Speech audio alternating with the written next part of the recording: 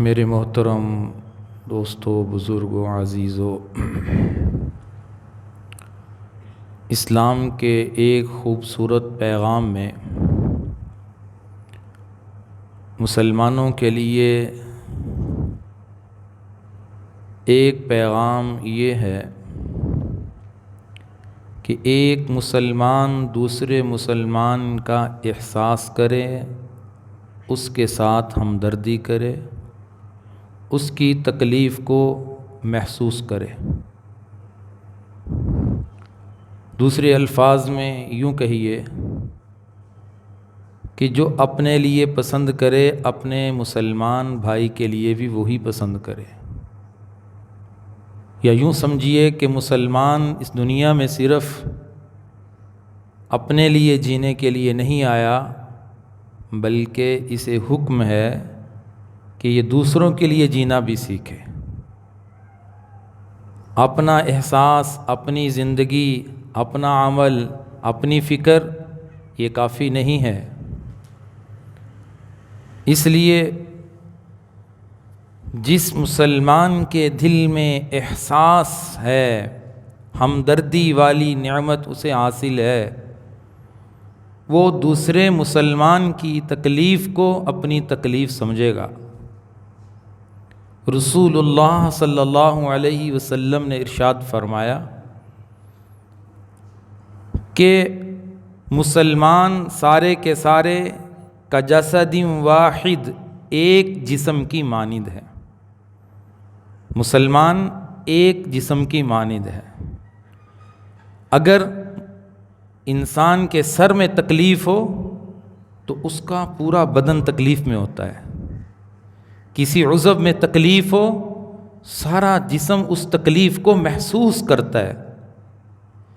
اسی طرح اگر دنیا کے کسی کونے میں مسلمان کلمہ گو، لا الہ الا اللہ محمد الرسول اللہ پڑھنے والا تکلیف محسوس کرے، مصیبت اور پریشانی کے اندر ہو، تو دوسری جگہ پہ رہنے والے مسلمان بھی اس کی تکلیف کو محسوس کریں، کیونکہ مسلمان اور مسلمان کا آپس میں ایمان کا رشتہ ہے۔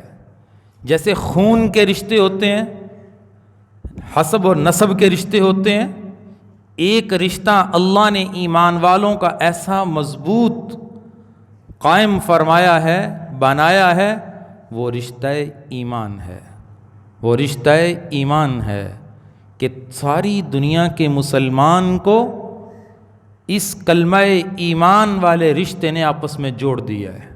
لا الہ الا اللہ محمد الرسول اللہ، انما المؤمنون اخوہ۔ ساری دنیا کے مومنوں کے لیے اعلان، پیغام کہ ساری دنیا کے مسلمان، ساری دنیا کے ایمان والے آپس میں بھائیوں کی طرح ہیں۔ جس طرح ایک بھائی اپنے دوسرے بھائی کی تکلیف محسوس کرتا ہے، اس کے ساتھ ہمدردی کرتا ہے، اس کی پریشانی مصیبت میں اس کا ساتھ دیتا ہے، اس کے ساتھ کھڑا ہوتا ہے، اسی طرح یہ قرآن کی آیت بتا رہی ہے کہ ایک مسلمان کو اپنے مسلمان بھائی کی تکلیف کو محسوس کرنا چاہیے، احساس کرنا چاہیے۔ جب احساس ہوگا تو پھر یہ دوسرے کی تکلیف کو محسوس بھی کرے گا۔ جب احساس نہیں ہوگا، دل کی نرمی نہیں ہوگی، رقت نہیں ہوگی، تو اس کے سامنے سینکڑوں لوگ قتل بھی ہو جائیں تو اسے کوئی پرواہ نہیں ہوگی۔ یہ علامت ہے کہ اس کے دل میں سختی ہے، اس کا دل پتھر کی مانند ہے۔ لیکن اسلام کی یہ تعلیمات اور اسلام کا یہ پیغام نہیں ہے۔ رسول اللہ صلی اللہ علیہ وسلم کی پوری زندگی احساس، ہمدردی، تعاون، محبت، اخلاق سے بھری ہوئی ہے۔ انسانوں کے ساتھ تو آپ کی ہمدردی کی بے مثال واقعات موجود ہیں، لیکن آپ تو جانوروں سے بھی ہمدردی کرتے تھے۔ آپ کی تعلیمات میں جانوروں پہ ظلم بھی جائز نہیں ہے۔ جانوروں کے ساتھ انصاف کرنا یہ آپ کی تعلیمات کا حصہ ہے۔ ایک اونٹ آپ کی خدمت میں آیا، کہنے لگا یا رسول اللہ، میرا مالک مجھے چارہ کم دیتا ہے، کام زیادہ لیتا ہے، خوراک کم دیتا ہے۔ آپ چونکہ جانوروں کی بولی بھی سمجھتے تھے، آپ نے اس کے مالک کو بلایا اور اس بتایا کہ انصاف کا معاملہ کرو، یہ اونٹ تمہاری شکایت کر رہا ہے۔ آپ صلی اللہ علیہ وسلم کی یہ خوبصورت تعلیمات ہیں، ہمارے لیے، ہر مسلمان کے لیے پیغام ہے کہ اپنے اندر احساس اور ہمدردی پیدا کرو۔ اگر احساس اور ہمدردی ہم سے ختم ہو گئی تو سمجھ لو انسانیت ہی ختم ہو گئی۔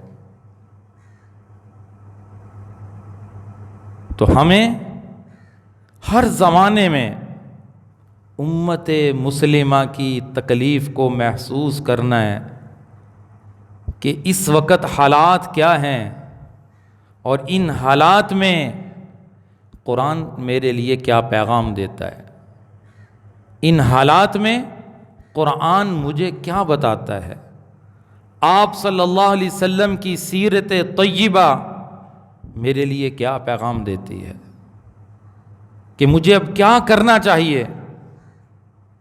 کہ پوری امت کے حالات کو دیکھیں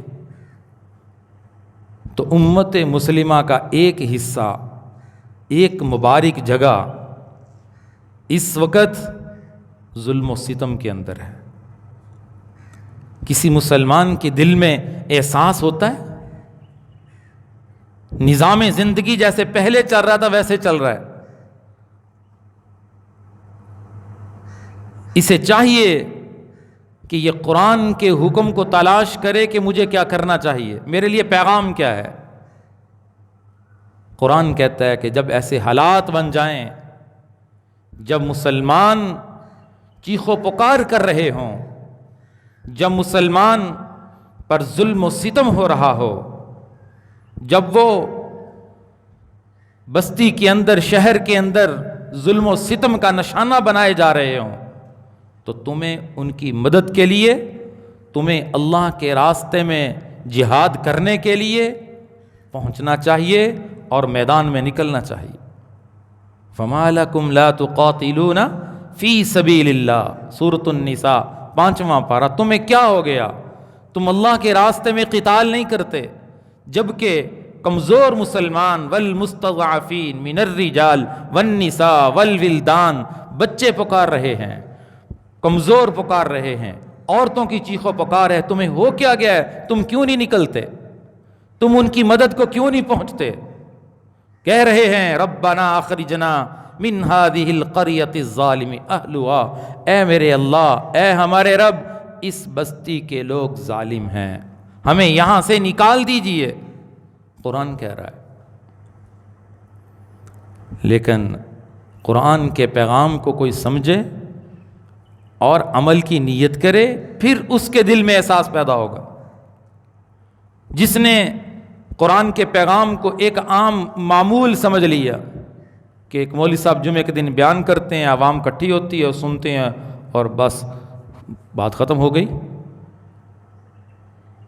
ایک معمول نہیں ہے میرے عزیزو۔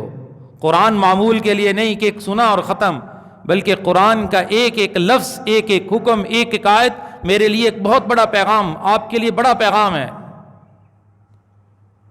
کہ اپنے اندر احساس بیدار کرو۔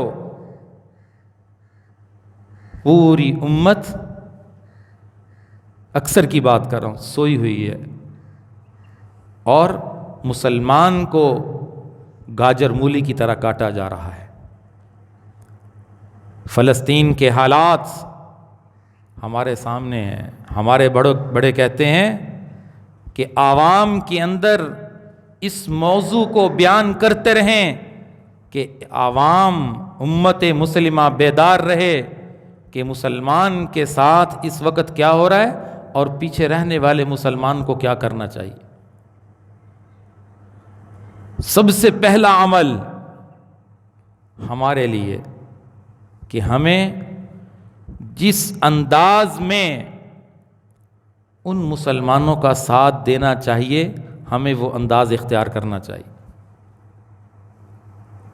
وگرنہ اگر آج راستہ مہیا ہوتا، شیخ الاسلام حضرت مفتی تقی عثمانی دامت برکاتہم العالیہ کا اعلان اور فتویٰ، فرما جہاد اس وقت حالات بتا رہے فرض عین ہو چکا ہے، صرف راستہ نہ ہونے کی وجہ سے ہم وہاں پہنچ نہیں پا رہے، حالات ایسے ہیں کہ وہ مسلمان کفار کے مقابلے میں ناکافی ہیں۔ اسلام کا حکم ہے کہ جب ایک ملک پر کافر حملہ آور ہو جائیں اور وہاں کے مسلمان جہاد کرنے میں، قتال کرنے میں کم ہوں، وہ ان کا مقابلہ نہ کر پائیں، ساتھ والے ملک والوں پہ جہاد فرض ہو جاتا ہے۔ اسی طرح کرتے کرتے ساری امت مسلمہ، سارے اسلامی ممالک پر یہ فریضہ عائد ہو جاتا ہے۔ لیکن کافروں کی ایک بڑی سازش ہوئی ہے، سازش، انہوں نے بڑی محنت کی، مسلمان کے دل سے جذبہ جہاد کو نکالنے کی کوشش کی، اور ایسے منصوبے بنائے، ایسی سازشیں چلائیں، نعوذ باللہ معاذ اللہ، آج اسلام کے ایک حکم کو، ایک قطعی فریضے کو انہوں نے دہشت گردی بنا کے پیش کر دیا۔ اگر کوئی اس جہاد کی بات کرتا ہے، قتال کی بات کرتا ہے، لوگ سمجھتے ہیں کہ مولوی صاحب عجیب سی باتیں کر رہے ہیں، عجیب سی باتیں کر رہے ہیں، کیونکہ ذہنوں میں بات اتار دی گئی، اور اس کا نقصان آج امت مسلمہ کے سامنے۔ انہوں نے کہا تم اپنی نماز پڑھا کرو، روزے زکوٰۃ، بس یہ کافی ہے تمہارے لیے، یہ اسلام ہے، جہاد کی بات نہ کرو، قتال کی بات نہ کرو۔ قرآن کی 558 آیتیں اللہ نے جہاد کے بارے میں نازل فرمائی، ہر حدیث کی کتاب جہاد کے باب سے بھری ہوئی ہے۔ نبی کریم صلی اللہ علیہ وسلم 27 مرتبہ خود میدان جہاد میں نکلے ہیں، اپنی زندگی میں 52 مرتبہ صحابہ کے لشکر کو روانہ کیا ہے۔ آپ کی وفات کا وقت قریب، زندگی کے آخری ایام آپ لشکر روانہ کرنے کی فکر میں ہے۔ لشکر اسامہ آخری تشکیل تھی آپ صلی اللہ علیہ وسلم کی۔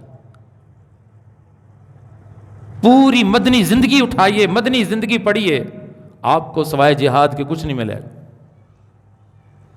اللہ کے نبی صلی اللہ علیہ وسلم کی اس مبارک زندگی، قرآن کا مبارک عمل آج مسلمان نے اسے بھلا دیا۔ نبی کریم صلی اللہ علیہ وسلم نے ارشاد فرمایا کہ جس نے زندگی میں اللہ کے راستے میں لڑنے کی نیت نہیں کی، جب وہ مرے گا تو منافقت کی موت مرے گا۔ اتنی سخت وعید ارشاد فرمائی، اور ارشاد فرمایا تھا کہ ایک وقت آئے گا، یہ کافر قومیں تمہیں ختم کرنے کے لیے ایسے اکٹھی ہو جائیں گی جیسے کھانے والے دسترخوان پہ اکٹھے ہوتے ہیں۔ صحابہ نے پوچھا یا رسول اللہ، مسلمانوں کی تعداد کم ہوگی؟ آپ نے فرمایا نہیں، مسلمان بھی کثرت سے ہوں گے۔ کیا ہوگا یا رسول اللہ، کیوں ہوگا؟ آپ نے فرمایا مسلمان میں وہن کی بیماری پیدا ہو جائے گی۔ وہن، مل وہن یا رسول اللہ۔ صحابہ نے پوچھا وہن کیا ہے؟ کیا فرمایا؟ حب الدنیا وکراہیت الموت، مسلمان دنیا سے محبت کرے گا، موت سے نفرت کرے گا، مرنا نہیں چاہے گا، اللہ سے ملاقات نہیں چاہے گا۔ صحابہ موت سے محبت کرتے تھے۔ ایک آواز مدینہ کی گلیوں میں بلند ہوتی تھی، حی علی الجہاد، حی علی القتال۔ کیسے بچے بھی دوڑتے نظر آتے تھے، بوڑھے بھی دوڑتے نظر آتے تھے، جوان بھی نکلتے نظر آتے تھے، اور کمزور اور معذور جن کے لیے اجازت تھی گھر میں بیٹھیں وہ بھی نکلتے نظر آتے تھے۔ گھروں میں آپس میں بحث ہو جاتی تھی۔ روایت میں آتا ہے ایک گھر سے باپ اور بیٹے کی آپس میں بحث کی آواز آ رہی تھی۔ صحابہ حیران تھے، اس گھر سے تو کبھی آواز ہی نہیں بلند ہوئی، یہ کیا بحث چل رہی ہے، کیا اختلاف چل رہا ہے باپ اور بیٹے کا، کیا ہو گیا ان کو؟ تحقیق کرنے پہ پتہ چلا باپ کہتا تھا کہ میں نے جہاد پہ جانا ہے اور بیٹا کہتا تھا میں نے جانا ہے، اسی میں اختلاف ہو گیا۔ یہ ان کا جذبہ تھا، اور اسلام میں ترقی ہو رہی تھی، ملک کے ملک فتح ہو رہے تھے، 22 لاکھ مربع میل پہ حضرت عمر کے زمانے میں اسلام کا جھنڈا لہرا چکا تھا۔ کیا عمل تھا؟ قرآن کے اس عظیم حکم پر عمل تھا۔ آج مسلمان دنیا سے محبت کرتا ہے، اور دنیا سے محبت اتنی کرتا ہے کہ دل سخت ہو چکے ہیں، حالات سامنے ہیں کہ 40,000 سے زائد مسلمان کٹ گئے، ہزاروں بچے خون میں نہلا گئے، خواتین ذبح ہو گئیں۔ یہاں ایک بچہ، ایک انسان کا قتل ہو جائے پورا شہر اکٹھا ہو جاتا ہے، کیا ہوا ہے؟ وہاں ایک ایک دن میں پورا خاندان ختم ہو گیا۔ کون احساس کرے گا؟ ہر مسلمان انفرادی طور پہ ذمہ داری ہے کہ میں کیا کر سکتا ہوں، میری کیا ذمہ داری ہے؟ کیا میں نے اللہ کے نبی کی حدیث نہیں سنی کہ ساری دنیا کے مسلمان ایک جسم کی مانند ہیں؟ اپنے ذاتی طور پہ سوچے کہ میں کیا کر سکتا ہوں، میں کیسے ہمدردی کر سکتا ہوں، میں کیسے ان کا احساس کر سکتا ہوں۔ ہمارے علماء نے اس کی ترتیب بتائی، ہمارے بڑوں نے اس کی ترتیب بتائی کہ اگر تم وہاں نہیں پہنچ سکتے، یہاں اپنے مقام پہ رہ کر بھی ان کے ساتھ ہمدردی کر سکتے ہو۔ سب سے پہلا عمل کہ اپنی ہر دعا میں ان کا نام لے کر دعا کرو۔ کہتے ہیں ہم کیا کر سکتے ہیں؟ اپنا نام لکھوا سکتے ہیں ہمدردی کرنے والوں میں۔ یوسف علیہ السلام کی مصر کے بازار میں فروخت ہو رہی تھی، لوگ آئے ہوئے تھے خریدنے کے لیے، ایک بڑھیا بھی آئی ہوئی تھی، اس کے پاس تو سونا چاندی نہیں تھا، وہ تھے روئی کی کس چیز کی گٹھڑی لے کر آئی تھی یوسف کو خریدنے۔ کسی نے کہا تو یوسف کو خرید لے گی؟ اس نے کہا یوسف کو خرید تو نہیں سکتی، خریداروں میں نام تو لکھوا سکتی ہوں۔ ابراہیم علیہ السلام کے لیے آگ کے شعلے بلند ہو رہے ہیں، آگ جل رہی ہے، ایک پرندہ پانی کا ایک ایک قطرہ ڈال رہا ہے، آگ بجھ جائے گی؟ نہیں بجھ سکتی، لیکن نام تو لکھوا دیا کہ میں بجھانے والوں میں شامل تھا۔ نام لکھوا سکتے ہیں، اپنے دل کے جذبات کا اظہار کر سکتے ہیں۔ اللہ تو دل سے واقف ہیں کہ میرے اس بندے کے دل میں ان مسلمانوں کے لیے کتنا جذبہ موجود ہے، کتنا احساس موجود ہے، کتنا یہ کڑتا ہے، کتنا یہ پریشان ہوتا ہے، کتنا یہ ان کے لیے روتا ہے، کس طرح یہ میرے سامنے ہاتھ پھیلاتا ہے، کس طرح یہ مالی تعاون کرتا ہے، جو یہ کر سکتا ہے یہ کر رہا ہے، نام لکھوا رہا ہے۔ تو اگر یہ وہ لوگ کر سکتے ہیں، ہم بھی یہاں پہ یہ عمل کر سکتے ہیں۔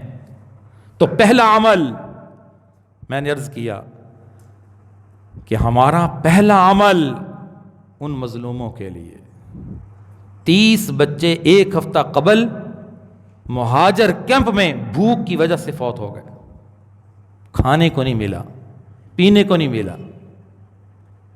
یہ صرف زبان کی گفتگو نہیں ہے، احساسات ہیں، جذبات ہیں کہ مجھ سے میرا بچہ، میں کہتا ہوں آپ بھی دیکھیں، میرا بچہ مجھ سے روتا نہیں دیکھا جاتا۔ ہم دوڑتے ہیں، اٹھاتے ہیں، پوچھتے ہیں مسئلہ کیا ہے، اس کی ضرورت کو پورا کرتے ہیں۔ تو وہاں 13,000 سے بچے ذبح ہو گئے۔ امت مسلمہ بیدار نہیں ہو رہی۔ شیخ الاسلام صاحب فرما رہے تھے مجھے ڈر ہے کہیں یہ مسلمانوں پہ اللہ کے عذاب نہ آ جائے، کہ قرآن پکار رہا ہے، قرآن کی ایک آیت نہیں سینکڑوں آیتیں پکار رہی ہیں کہ مسلمان کو ان حالات میں کیا کرنا ہے۔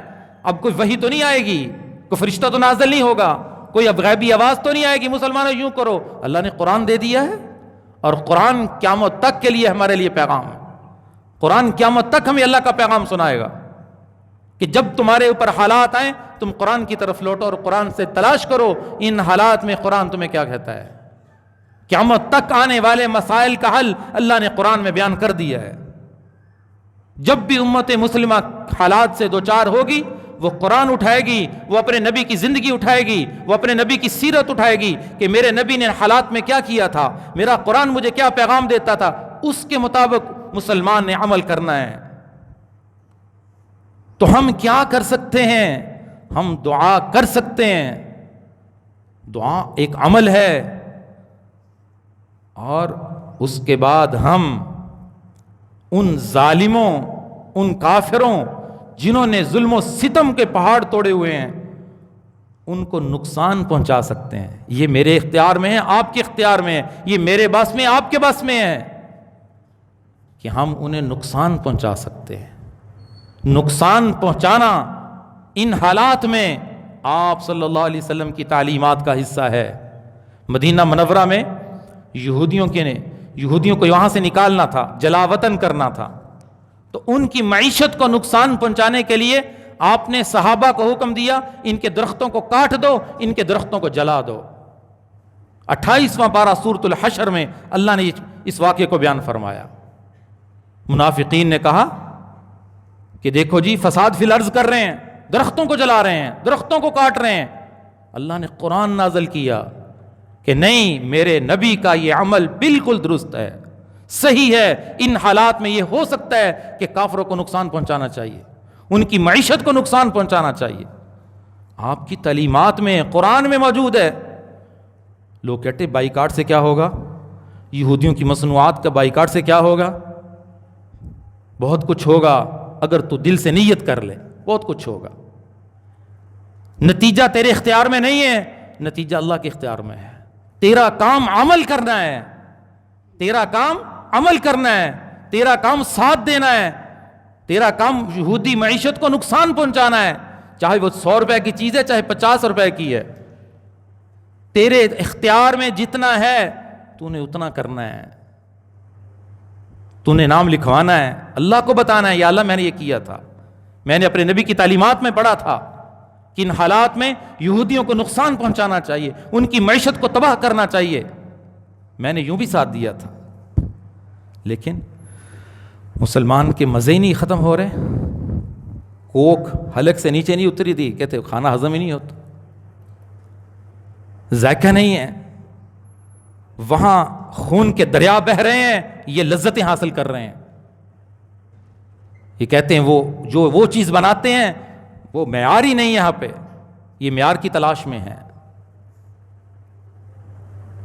تو اللہ تعالیٰ تو قیامت کے دن پوچھے گا کہ تو نے کیا کیا تھا, تیری ذمہ داری کیا تھی؟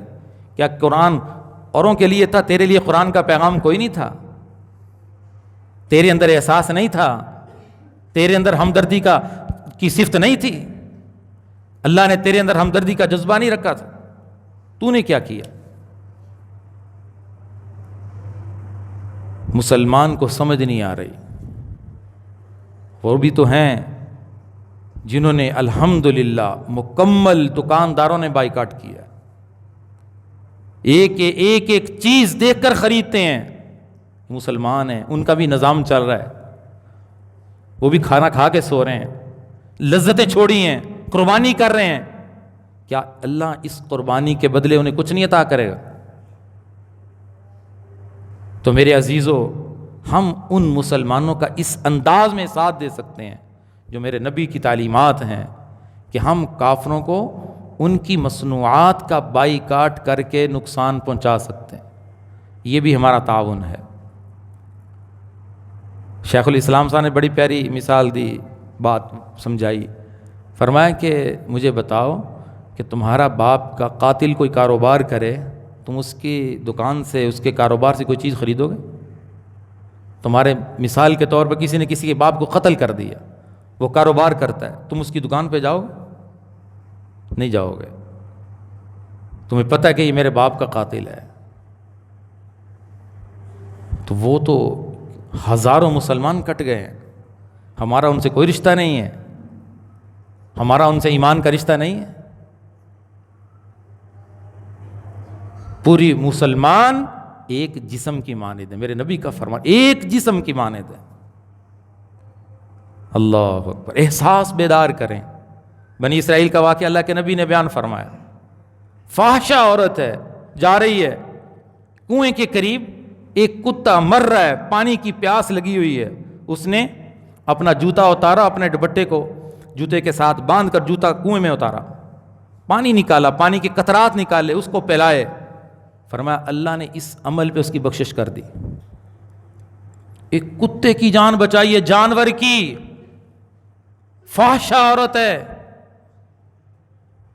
اور ایک نے بلی کو باندھ کے رکھا ہوا ہے، ایک عورت نے، وہ تڑپ رہی ہے، بھوک سے مر گئی، اس کے لیے اللہ نے جہنم کا اعلان کیا ہے، جہنم میں پھینکا ہے اسے۔ جانوروں کے اوپر، جانوروں کے ساتھ احساس اور ظلم کے ذریعے جنت جہنم کے فیصلے ہو رہے ہیں۔ اور میرے عزیزو، تم انسانوں کو، پھر انسان سب سے اعلیٰ ترین انسان مسلمان، پھر مسلمان سے آگے بڑھ کر انبیاء کی سرزمین، اس سے بڑھ کر صحابہ کی اولادیں۔